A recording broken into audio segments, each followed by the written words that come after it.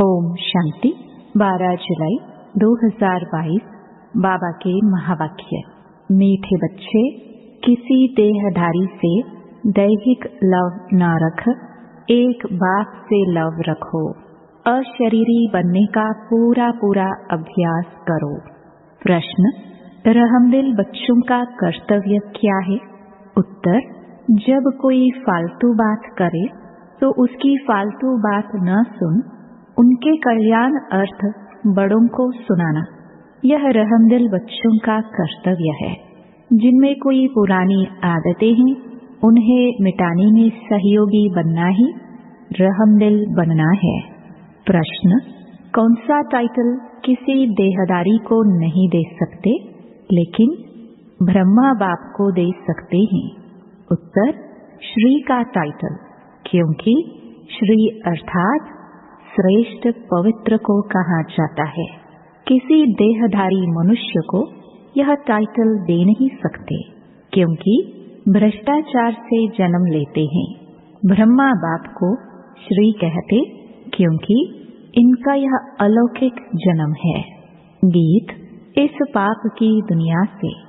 ओम शांति। बच्चे अब समझ गए हैं, अर्थात समझदार बन गए हैं, तो जरूर पहले बेसमझ थे। यह भी नहीं समझ में आता है कि यह पतित दुनिया है और इस भारत में ही देवी देवताओं का राज्य था। उसमें पावन सुखी थे, उसमें दुख की बात नहीं थी। परंतु शास्त्रों में कई बातें सुनने के कारण यह भी समझ में नहीं आता है कि स्वर्ग में सदैव सुख था। स्वर्ग का किसको पता नहीं। समझते हैं वहां भी दुख था, यह है बेसमझी। अब तुम बच्चे समझदार बने हो, बाप ने आकर समझाया है, उनकी श्रीमत पर चल रहे हो। यह पतित दुनिया है, स्वर्ग पावन दुनिया थी। पावन दुनिया में भी दुख हो, फिर तो दुख की दुनिया ही कहेंगे। फिर गीत भी रॉन्ग हो जाता है। कहते भी हैं, हे बाबा, ऐसी जगह ले चलो जहां आराम सुख चैन हो। बच्चे यह भी जानते हैं कि स्वर्ग सोने की चिड़िया थी, देवी देवताएं थे, कभी भी किसको दुख नहीं देते थे। गाते भी हैं, फिर भी शास्त्रों में ऐसी बातें लिखी हैं जो समझते हैं यह परंपरा से चला आता है। कृष्ण पर भी झूठे कलंक लगा दिए हैं। कहा जाता है, जैसी दृष्टि वैसी सृष्टि। समझते हैं सारी सृष्टि ही पतित है।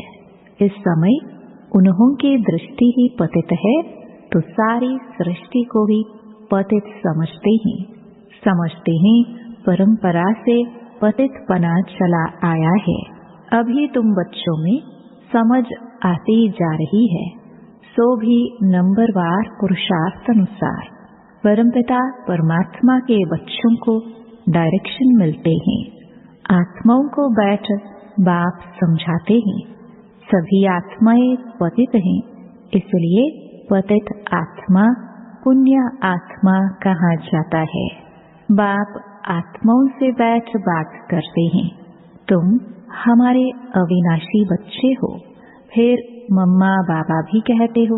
इस दुनिया में किसी को भी पिताश्री नहीं कह सकते। श्री माना श्रेष्ठ।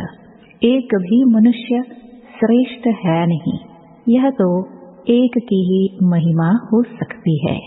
यहाँ तो सब भ्रष्टाचार से ही पैदा होते हैं, इसलिए श्री कह नहीं सकते। भल तुम इनको इस समय कहते हो, क्योंकि संन्यास किया हुआ है श्रेष्ठ बनने के लिए। तुम जानते हो कि अभी हम फरिश्ते बनने वाले हैं। भ्रष्ट को श्री कह नहीं सकते। श्री लक्ष्मी, श्री नारायण, श्री राधे, श्री कृष्ण कहते हैं। मंदिरों में भी उन्हों की महिमा गाते हैं, अपने को श्रेष्ठ कह नहीं सकते। अब तुम बच्चों ने समझा है, भारत श्रेष्ठ था, शुद्ध सृष्टि थी। अभी पतित सृष्टि है। पतित को ही भ्रष्टाचारी कहेंगे। वे लोग भ्रष्टाचारियों को श्रेष्ठ बनाने के लिए सभाएं करते हैं, परंतु दुनिया ही भ्रष्टाचारी है तो कोई किसी को श्रेष्ठाचारी बना कैसे सकते। बरोबर यह रावण राज्य है, जिस कारण रावण को वर्ष वर्ष जलाते हैं, जलता ही नहीं, फिर खड़ा हो जाता है। यह भी मनुष्यों को समझ में नहीं आता। जिसे जला दिया उसे फिर हम नया क्यों बनाते हैं। इससे सिद्ध होता है कि रावण राज्य गया नहीं है। स्वर्ग में जब राम राज्य होता है वहाँ तो एफिजी निकालेंगे नहीं। कहते हैं रावण को जलाया, फिर लंका को लूटा। रावण की लंका सोनी बताते हैं, परंतु ऐसा है नहीं। यह तो सारी दुनिया लंका है। रावण राज्य में तो सब है। वह श्रीलंका तो आइलैंड है ना। दिखलाया भी है भारत की पुछड़ी है, परंतु सिर्फ उसमें रावण राज्य तो नहीं है ना। रावण राज्य तो सारे विश्व पर है। यह भी तुम समझते हो। कॉलेज में कोई बेसमझ जाकर बैठे तो क्या समझ सकेंगे? कुछ भी नहीं, वेस्ट ऑफ टाइम करेंगे। यह ईश्वरीय कॉलेज है, इसमें नया आदमी कुछ समझ नहीं सकेंगे। 7 दिन क्वारंटाइन में बिठाना पड़े जब तक लायक बने। फिर भी अच्छा आदमी रिलीजियस माइंडेड हो तो उनसे पूछना है, परमपिता परमात्मा तुम्हारा क्या लगता है? वह तो है आत्माओं का पिता और प्रजापिता भी तो बाप है। यह पॉइंट्स बड़ी अच्छी हैं, परंतु बच्चे अजुन इतना हर्षित नहीं होते हैं। बाप कहते हैं तुमको नई नई पॉइंट्स सुनाता हूँ जिससे तुमको नशा चढ़े, किसको समझाने की युक्ति आए। फॉर्म भराने की कॉपी में पहले यह प्रश्न लिखाना है। कहेंगे परम पिता तो पिता हुआ ना।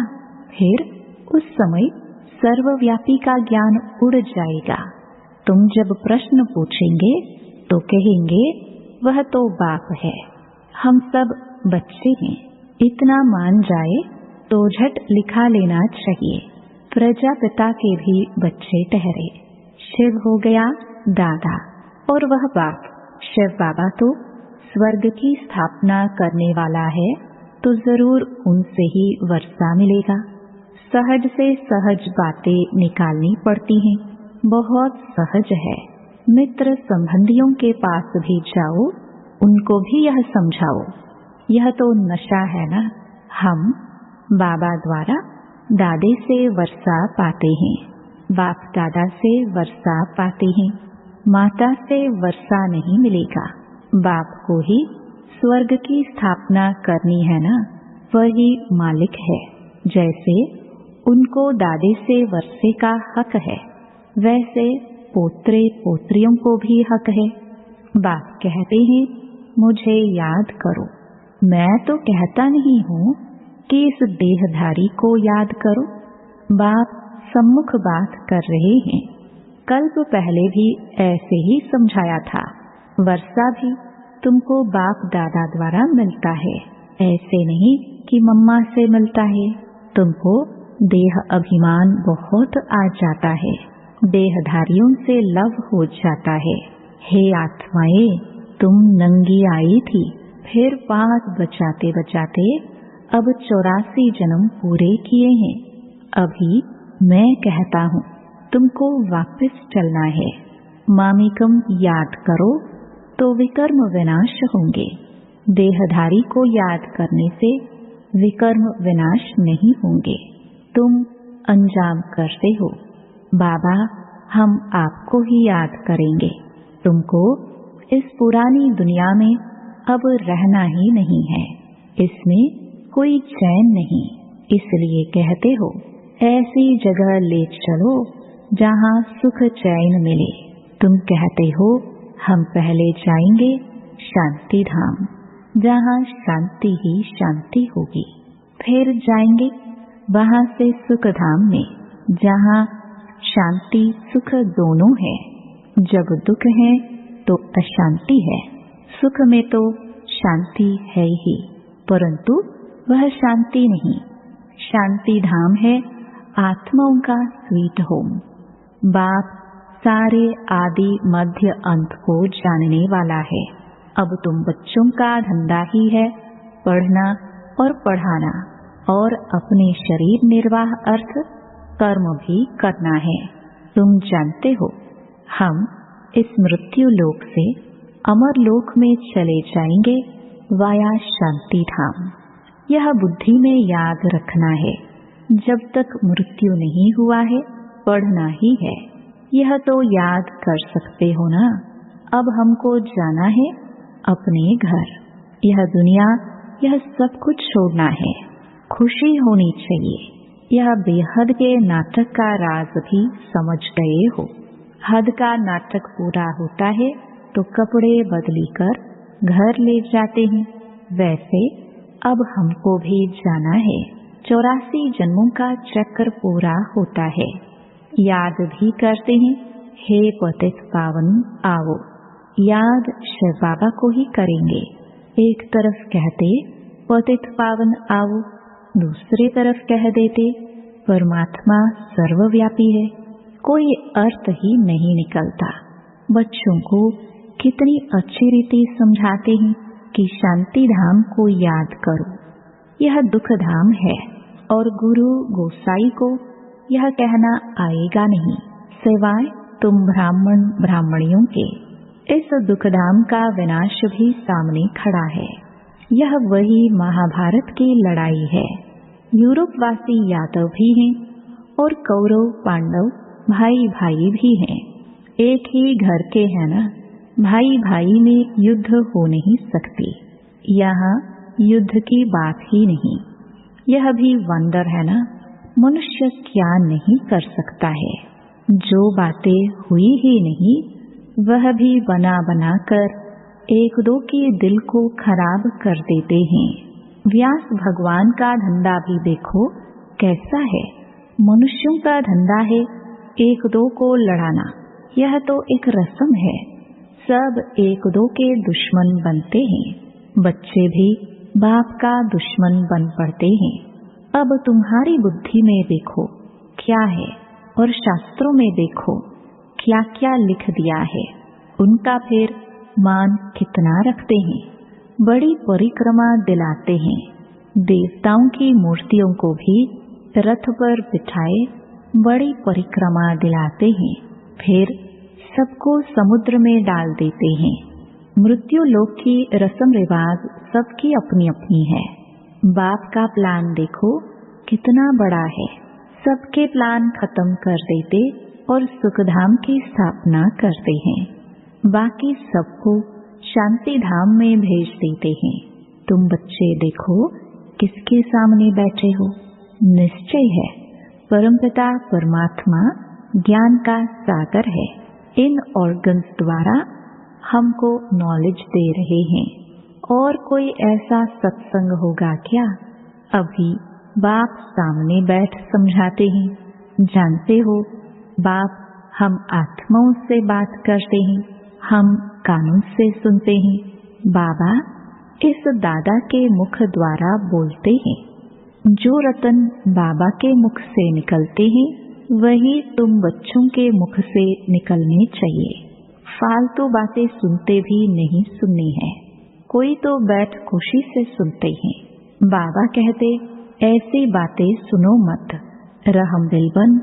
किसमें कोई पुरानी आदत है तो मिटानी चाहिए। हाँ जी कर सुनना नहीं चाहिए। जो बाबा सुखधाम का मालिक बनाते हैं ऐसे बाबा की ग्लानि तो हम सुनेंगे नहीं। हमको तो शिव बाबा से वर्षा लेना चाहिए। और बातों से हमारा क्या ताल्लुक। कोई सुने या ना सुने हम तो ज्ञान की सुरमा पहन लेवे। कोई ज्ञान अंजन लगाते, कोई धूल अंजन लगा लेते हैं। उससे तीसरा नेत्र खुलता नहीं। बाबा कितना सहज कर समझाते हैं। जो कैसे भी रोगी अंधा कुब्जा है वह भी समझ जाए। अलफ और बे 2 अक्षर हैं। सिर्फ पूछो, परमपिता और प्रजापिता ब्रह्मा से आपका क्या संबंध है? यह प्रश्न सबसे अच्छा है, तो सर्वव्यापी का ज्ञान एकदम बाहर निकल जाए। मित्र संबंधियों से दोस्ती कर उन्हों को समझाओ, बहुत मीठा बनो। तुम्हारा काम है परिचय देना। भले दुश्मन हो, परंतु उनसे भी मित्रता रखनी है। बाबा कहते हैं, तुमने आसुरी मत पर चल मुझे गाली दी है, तुमने ईश्वर पर अपकार किया है, फिर भी ईश्वर तुम पर कितना उपकार करते हैं। ईश्वर का अपकार होना भी ड्रामा में नूंद है। तब तो कहते हैं, यदा यदा ही धर्मस्य, आया भी भारत में ही। समझा भी रहे हैं बच्चों को। हर एक बात अच्छी रीति समझने की है। किसकी तकदीर में नहीं है, फिर भी वही धंधा करते हैं। यहाँ से बाहर गए तो यह बातें भी भूल जाएंगे। निंदा करते करते तो यह हाल हो गया है। अब निंदा करना बंद करो। सिर्फ पंडित भी नहीं बनना है, तुम पक्के राजयोगी हो। ऐसे ऐसे समझाओ तो तीर भी लगे। खुद में खामी होगी तो दूसरे को बोल नहीं सकेंगे। पाप अंदर खाता रहेगा। बाबा हर बात बहुत अच्छी रीति समझाते हैं। कल्प पहले भी ऐसे ही समझाया था। भूलो मत। सिमरन करते करते अंतमति सोगति हो जाएगी। सवेरे उठ बाप को याद करो, जो अंत में देह भी याद न पड़े। हम आत्मा है। अच्छा, मीठे मीठे सिखिलदे बच्चों प्रति माता पिता बाप दादा का याद प्यार और गुड मॉर्निंग। रूहानी बाप की रूहानी बच्चों को नमस्ते। धारणा के लिए मुख्य सार। पहला, जो रतन बाप के मुख से निकलते हैं वही अपने मुख से निकालने हैं। व्यर्थ बातें नहीं बोलनी है, न सुननी है। ज्ञान का ही सुरमा पहनना है। दूसरा, सभी से सच्ची मित्रता रखनी है। बहुत मीठी रूप में हर्षित मुख हो बाप का परिचय देना है। अपकारी पर भी बाप समान उपकारी बनना है। वरदान, शुद्धि की विधि द्वारा किले को मजबूत बनाने वाले सदा विजयी व निर्विघ्न भव। जैसे कोई भी कार्य शुरू करते हो तो शुद्धि की विधि अपनाते हो, ऐसे जब किसी स्थान पर कोई विशेष सेवा शुरू करते हो व चलते चलते सेवा में कोई विघ्न आते हैं तो पहले संगठित रूप में चारों ओर विशेष टाइम पर एक साथ योग का दान दो। सर्व आत्माओं का एक ही शुद्ध संकल्प हो। विजयी, यह है शुद्धि की विधि। इससे सभी विजयी व निर्विघ्न बन जाएंगे और किला मजबूत हो जाएगा। स्लोगन, यथार्थ कर्म का प्रत्यक्ष फल है खुशी और शक्ति की प्राप्ति। ओम शांति।